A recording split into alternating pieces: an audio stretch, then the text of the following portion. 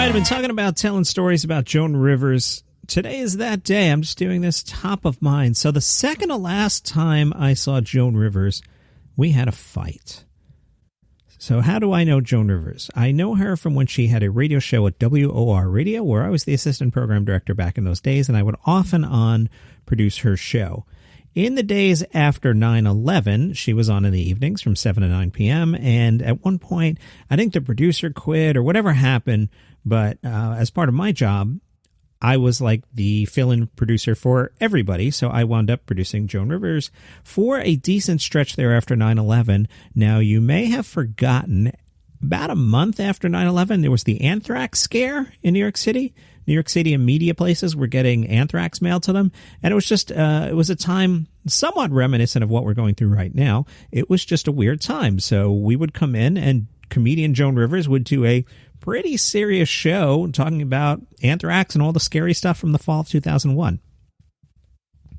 Also at that time, Joan had completely overbooked herself. She was doing one of the shopping channels, QVC, I think it was, and she would often go down to QVC in Pennsylvania for the day and then race back to the radio studio.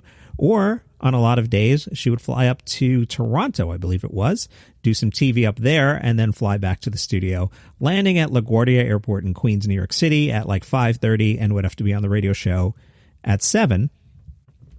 We're still before iPhones here, so I couldn't really communicate with her too easily. So I would take my best guess as to what does Joan want to talk about tonight. So on this particular day, she came in at like 2 seconds before air. Maybe she was on from 6 to 8. Anyway, it was like 2 seconds before we were supposed to go on.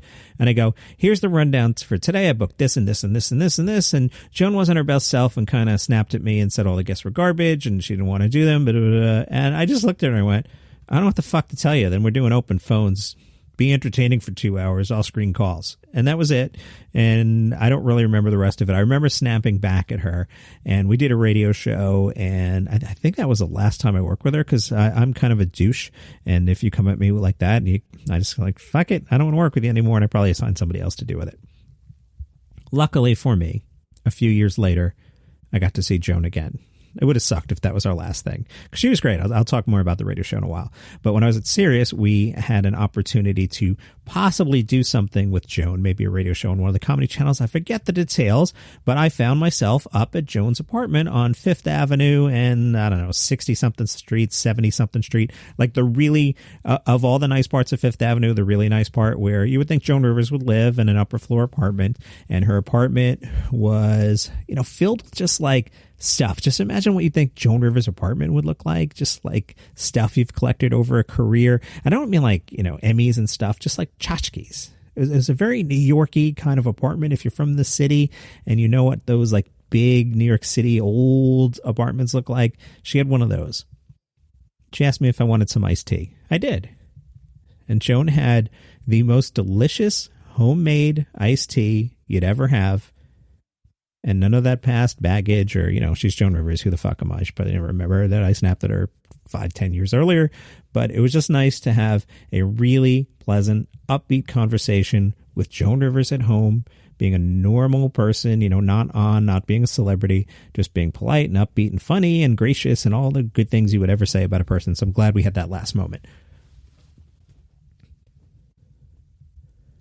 So back to the radio show, I always appreciated the way she worked. She was a master of timing. She would work with 2 writers, and they would sit with her in the radio studio. And she had, like, the young guy who would, like, have hip references and knew what was going on today. And then she had the older guy who was, a standard, typical joke writer. And, boy, to watch her work, they would come in, they would take some sheets of paper, and they would cut them up into little pieces. Actually, Jamie Foxx's team works the same exact way. So you come in, just a regular sheet of paper, and you chop it up in little pieces. And then the writers just have these things. And then if somebody thinks of a joke, they would scribble it down and just pass it to Joan.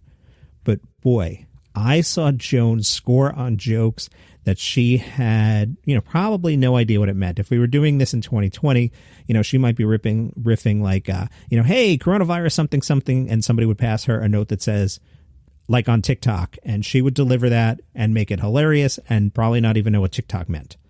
But she could just nail a joke on pure timing. It was just great to watch. And that's it. Those are my Joan Rivers stories. Glad I got to work with her. I've had a lot of interesting encounters over the years doing this, and just I've been talking about Joan on the pod and thought I'd share that today. That's all I got for you. Nice weekend filler for me. Hit subscribe on the pod, and I'll see you tomorrow.